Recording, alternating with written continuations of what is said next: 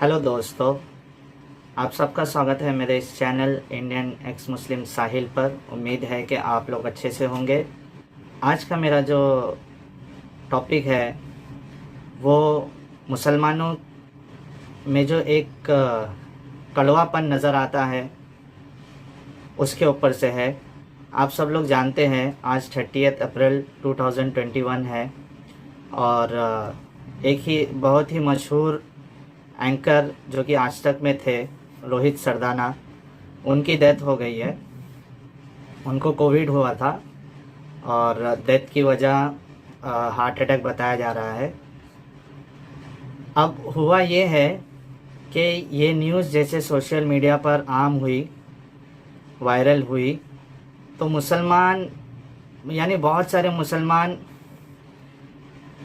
ऐसे खुशी मना रहे हैं जैसे उनको जन्नत की कोई खुशी मिल गई है। हर एक अक्सर मुसलमानों को मैंने देखा है ऐसे ऐसे पोस्ट कर रहे हैं जैसा बहुत ज़्यादा उनको खुशी हुई है।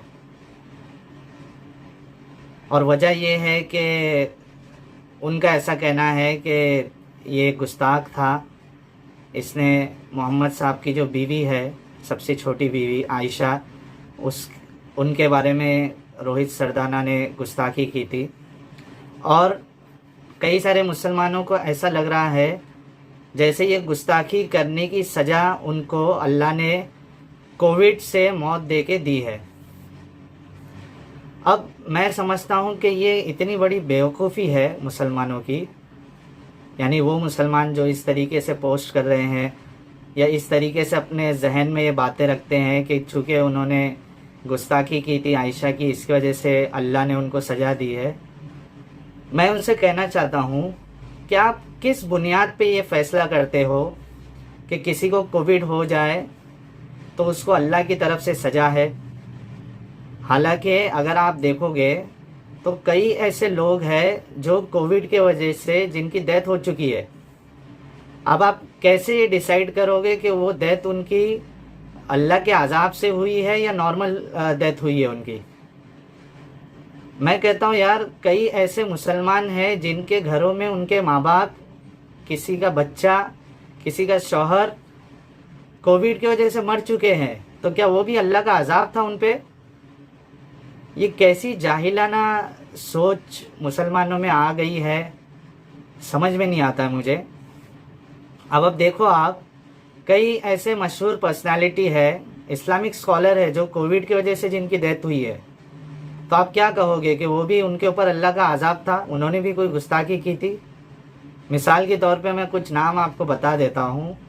हाल ही में अभी मौलाना वहीदुद्दीन खान साहब की 21 अप्रैल 2021 में कोविड की वजह से डेथ हो गई।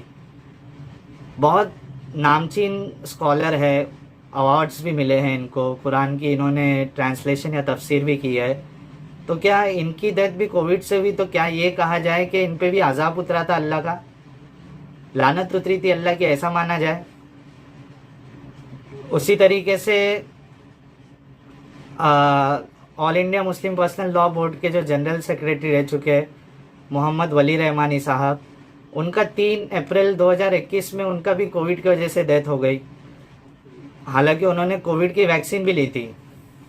तो इनके बारे में भी आपका यही ख्याल है जो आपका रोहित सरदाना के बारे में ख्याल है कि उनकी अज़ाब की वजह से मौत हुई है?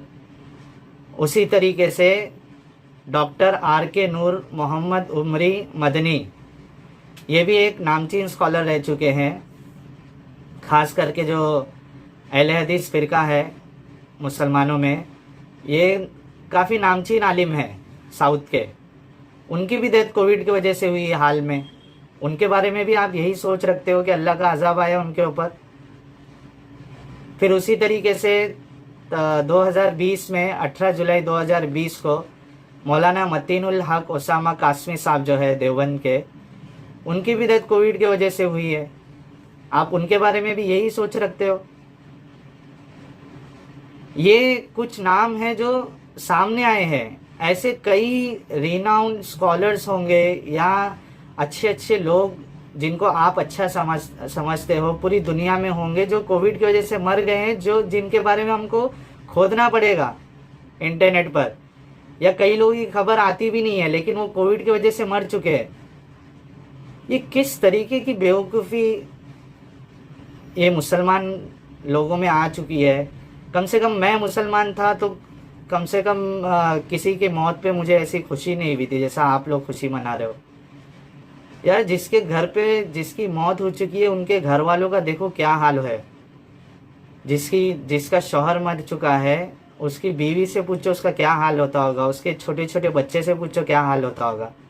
और आप यहाँ खुशियाँ मना रहे हैं, गुस्ताख था, ये था, मर गया मरदूद, फातिहा ना दरूद, ऐसे ऐसे पोस्ट ये लोग कर रहे हैं जिसको देखकर ऐसा लगता है कि अंदर की इंसानियत बिल्कुल इनकी मर चुकी है, इनका ज़मीन मर चुका है। तो मैं आप सबसे रिक्वेस्ट करना चाहता हूँ कि ऐसी हरकत मत करो। आप ऐसा काम करके दो चीज़ साबित कर रहे हो।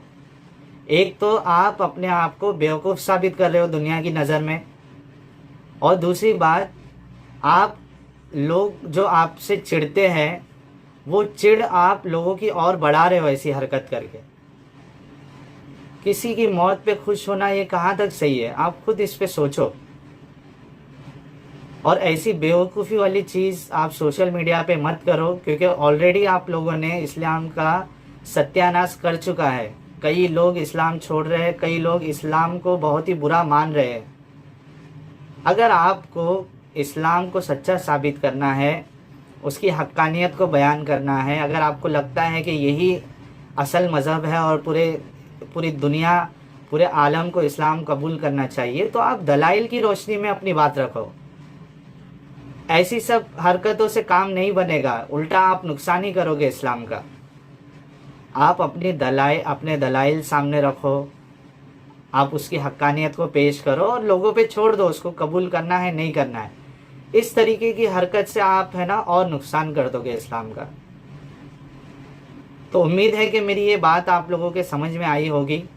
मैं सब व्यूअर्स से एक रिक्वेस्ट करना चाहता हूँ फिर से कि आप ज़्यादा से ज़्यादा मेरी वीडियो को लोगों तक शेयर करें, और जो न्यूज़ प्लेटफॉर्म है और जो फेमस इस्लामिक पर्सनालिटी है उनके जो पोस्ट होते हैं एफबी पे, यूट्यूब पर, और न्यूज़ चैनल होते हैं, वो सब जब पोस्ट आप देखते हो ऐसे सब पोस्ट, तो उस पर जाकर